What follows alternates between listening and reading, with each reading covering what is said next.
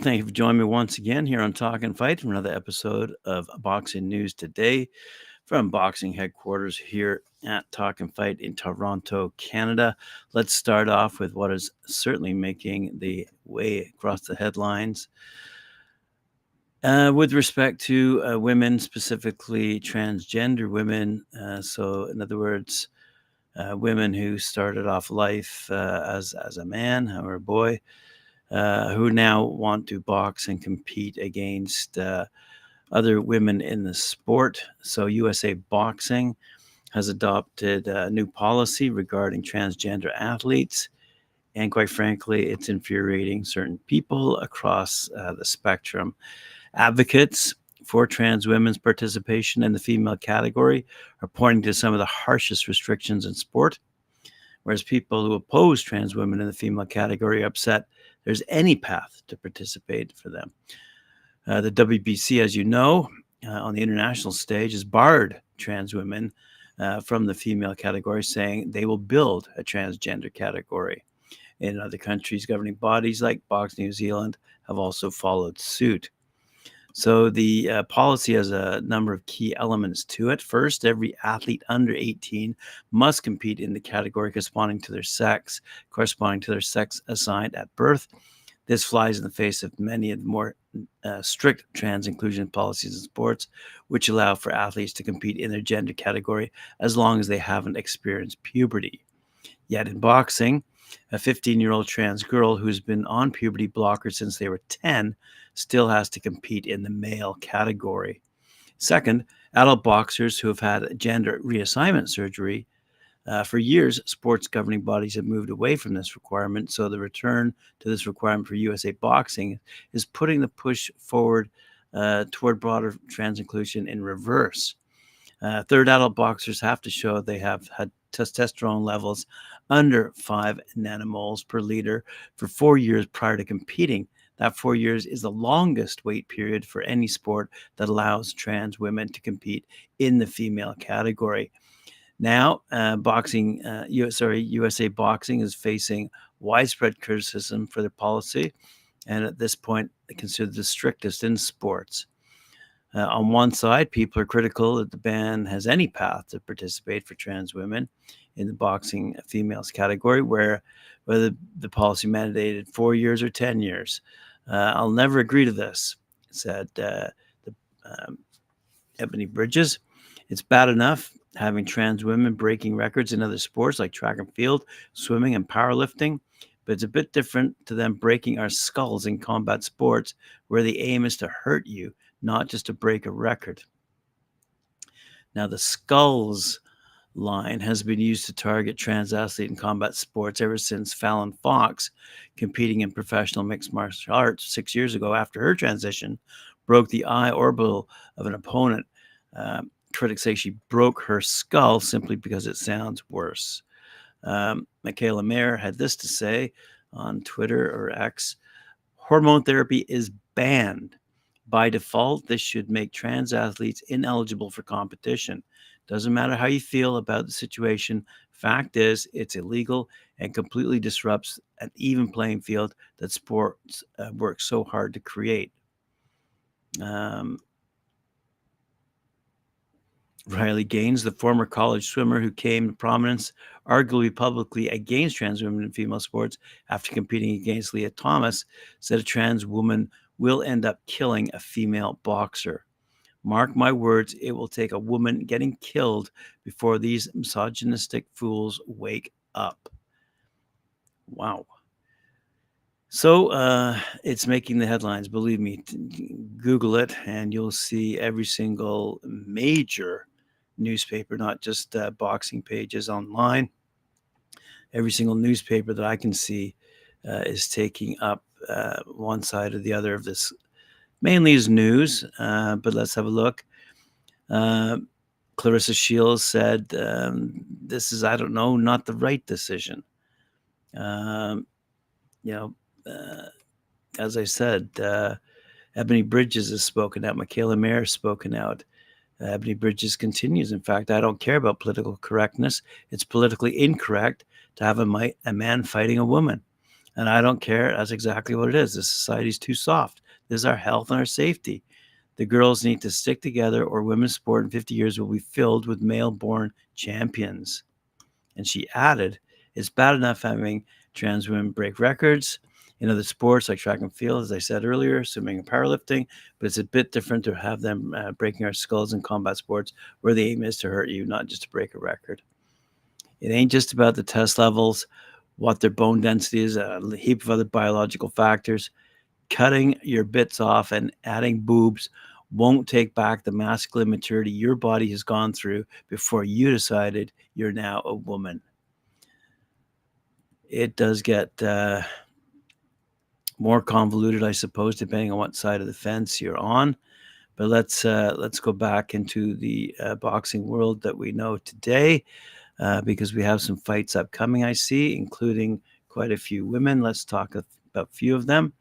One of the more petite fighters in the boxing world, yet who has certainly made a name for herself, Tina Ruprek, is back in the headlines as well. Looks like she's got a fight lined up against, let's have a quick look here. I knew this name a second ago.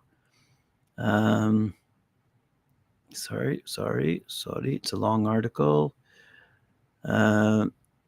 Remember, Ruprek defended her WBC belt more than 2 occasions after beating Yocosta Valley back a few years ago.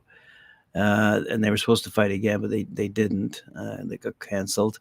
So anyway, on January 13th, Ruprek returns home to Germany to challenge WBC atomweight world champion Fabiana Baitiki. The lightest division of boxing might be Ruprek's new home for the foreseeable future if she dethrones the reigning champion and becomes only the 4th WBC champion at 102 pounds in its 16-year history. Said Ruprek, we know each other from social media. I'm happy to fight with her because I've always looked at atomweight. She's very tall, 5'4". Remember, Ruprek is 4'10" for this class, and I know her style. I think it's going to be a very good fight. For me, it won't be a problem because my normal weight is minimum weight, 105. I didn't have much to lose for minimum weight, so I think it's not a big problem for me to now be 102 pounds.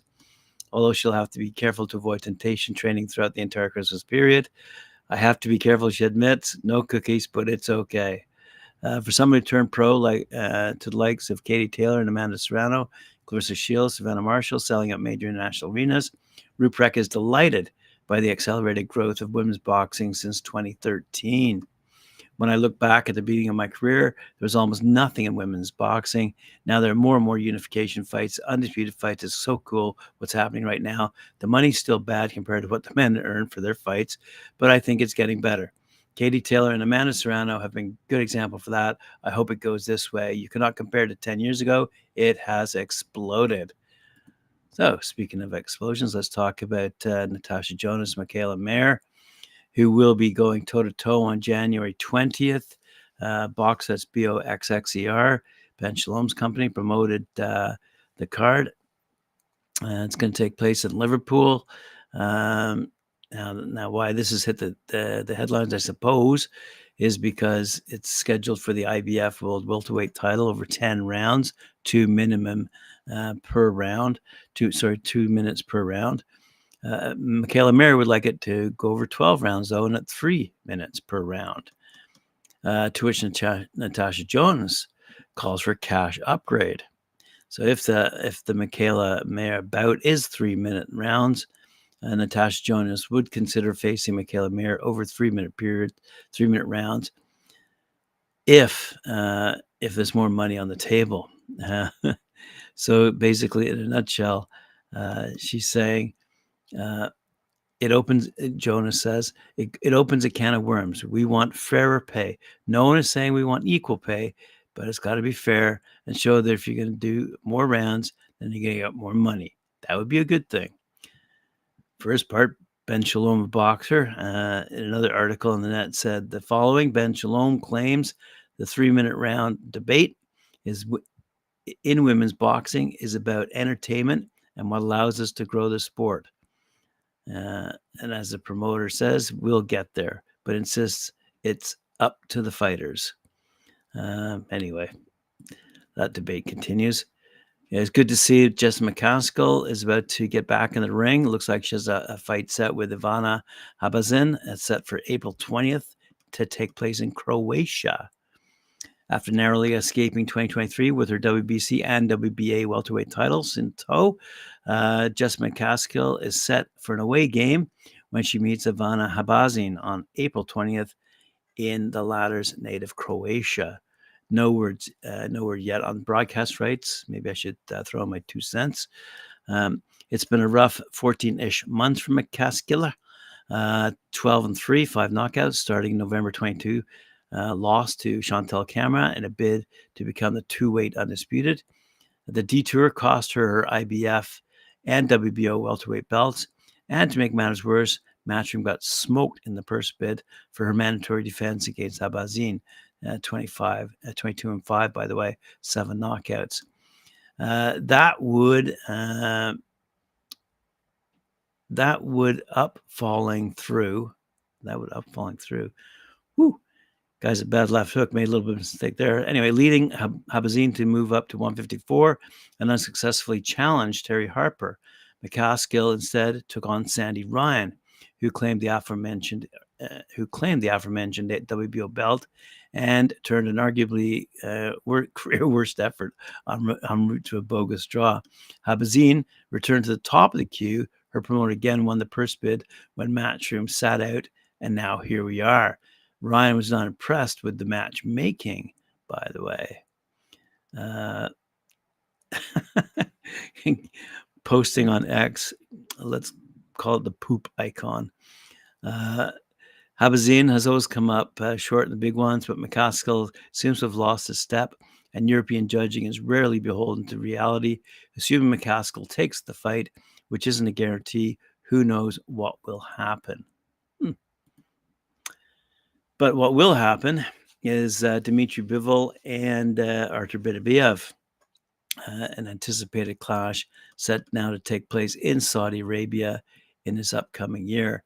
WBA 175-pound champ Dmitry Bivol has inked his part of the contract to battle for the light heavyweight undisputed championship taking place in Saudi Arabia in 2024 against IBF, WBC, and WBO champ Artur Beterbiev. Dmitry has talked nonstop about wanting to fight for the undisputed championship since his victory over Canelo Alvarez last year, and he's now on the precipice of getting his wish if Beterbiev comes through in his next fight. For the fight to take place, however, the 39-year-old Beterbiev, 19-0, 19 knockouts, must defeat his number one mandatory challenger, WBC. That's Callum Smith, 29-1. We talked about it yesterday. That's taking place January 13th at the Center Videotron in Quebec City, Canada. If Beterbiev loses the fight, which is very possible, but I doubt it, the clash between him and Bivol will not happen. This is a dangerous fight for Beterbiev, as the 6'4" Smith is in the prime of his career, motivated and looking powerful. If Callum shows the same form as he has since moving up to 175 in 2021, he wins the fight by knockout, which is what Eddie Hearn said he would do, considering Beterbiev isn't what he once was when he fought in the 2012 Olympics and arguably beat Alexander Usyk in that competition. Dan Raphael is reporting that the 33-year-old Bivol has signed his part of the contract for Beterbiev. It's now up to Beterbiev to do his part to make that fight happen. But will age diminish the spectacle? The fight between Beterbiev and Bivol has been talked about for the last 6 years, and it's too bad it's taken this long, as it would have had more meaning if it had happened when Artur was younger. Beterbiev has slowed down the last 2 years. It's harder for him to land his crushing shots like he used to. If the fight with Bivol does happen, it's going to be difficult for Beterbiev to connect against a younger and faster opponent who will box and not take chances. With Beterbiev nearing 40 years old, what credit will Bivol receive from the fans if he defeats him? The casual fans who aren't aware of Beterbiev's age and how late in his career the fights take place, they'll be impressed. But the hardcore fans will view this as another example of a clash that's marinated too long. Yeah, for sure. All right, some heavyweight news. An 8-round heavyweight crossroads fight between 6'3", 260-pound Dante Stone, 14-1, and 6'4", 230-pound Alexander the Great Flores, uh, will be the first streamed pro boxing match of 2024 this Thursday evening at the famed Emerald Queen Casino in Tacoma, Washington. The 10-round main event is headlined by undefeated 6'7", 275-pound prospect Gurgan Big Gug Hovhannisyan, 4-0, who is matched against the dangerous Colby Madison, 11-6-2. Hovhannisyan is coming off an impressive 6-round knockout over Michael Polite Coffey. Also, 6'5", 275-pound Olympian heavyweight Sasone Ragova, 3-0, will be showcased in a 6-round co-feature against undefeated Dante Williams, 4-0. The card is presented by Toro Promotions and Whitfield Hayden Boxing and will be streamed live on Boxing TV for a whopping $19.99. One last thing to mention before I sign off today. Sad news. Pretty famous boxing manager Cameron Duncan has passed away. We're sad to report the passing of famed boxing promoter manager Cameron Duncan in Las Vegas at the age of 67 after a battle with cancer. Duncan managed current IBF welterweight champion Jaron Boots Ennis and has worked with the likes of Terence Crawford, Timothy Bradley, Kelly Pavlik, Nonito Donaire, Diego Corrales, Mikey Garcia, Brandon Rios, Steve Johnson, Freddie Norwood, Steve Lovano, Johnny Tapia, Mark Johnson, Danny Romero, and dozens more over a career that spanned 4+ decades. Rest in peace, my friend. And there you have it, boxing fans. Appreciate you joining me today. Remember to like, share, subscribe, hit that notification bell. We'll see you again tomorrow at 11 a.m. here on talkinfight.com. Remember to like, share, subscribe, and hit that notification bell.